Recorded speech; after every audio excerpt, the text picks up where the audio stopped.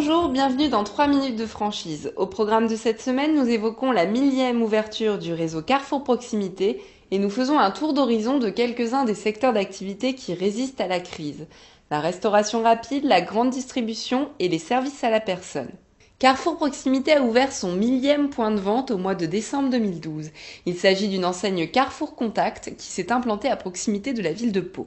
L'année 2012 a été performante pour le réseau et ses concepts City, Contact, Express et Montagne puisque Carrefour a ouvert 330 supérettes dont 70 en création.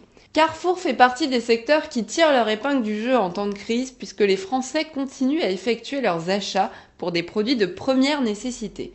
Ainsi, les réseaux développent des commerces de proximité adaptés aux comportements et nouveaux modes de vie des consommateurs. La restauration rapide résiste également bien à la crise. Ce secteur d'activité reste celui qui recrute le plus en France et pour cause, près de 3 Français sur 4 prennent leur repas à l'extérieur pour une valeur inférieure à 10 euros. Le marché représente plus de 32 milliards d'euros en France. Si la nécessité de manger rapidement reste un facteur important pour les Français, ils expriment en priorité l'importance de manger plus sainement, mais aussi avec un plus large choix en termes de produits. Face à cette demande, les enseignes se sont adaptées et ont diversifié leur offre, ne restant plus fixées sur le traditionnel menu hamburger comme en témoigne Daniel Roth, directeur d'exploitation de l'enseigne Mezzo di Pasta. Cette diversification, à notre avis, c'était une demande du consommateur car nous étions, je pense, à la fin d'un cycle entre guillemets burger sandwich qui a animé pendant 30 ans le marché de la restauration rapide en France.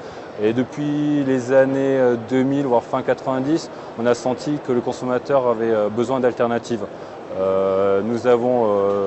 Notre fondateur a senti justement ce besoin et cette demande et c'est pourquoi nous avons proposé donc, en tant que Mezzo di Pasta de la pâte à emporter dans un cup avec des sauces fraîches. D'autres réseaux proposent des menus différenciants adaptés aux envies des consommateurs. Subway s'axe sur des sandwichs à base de produits frais et préparés sous les yeux des clients.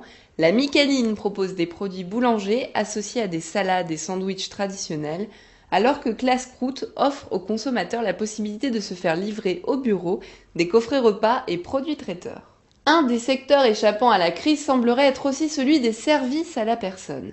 Ce marché important représente 18 milliards d'euros de chiffre d'affaires, dont 2,1 milliards pour le soutien scolaire, 2,9 milliards pour l'indépendance, 3,7 milliards pour la garde d'enfants et 7,5 milliards d'euros pour l'entretien de la maison. La population française vieillit et près d'un Français sur 5 a plus de 65 ans.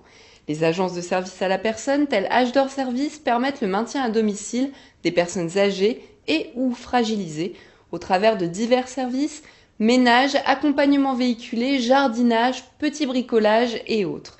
D'autres sociétés telles Merci Plus proposent en complément la garde d'enfants à domicile et d'autres prestations ménagères destinées à tous.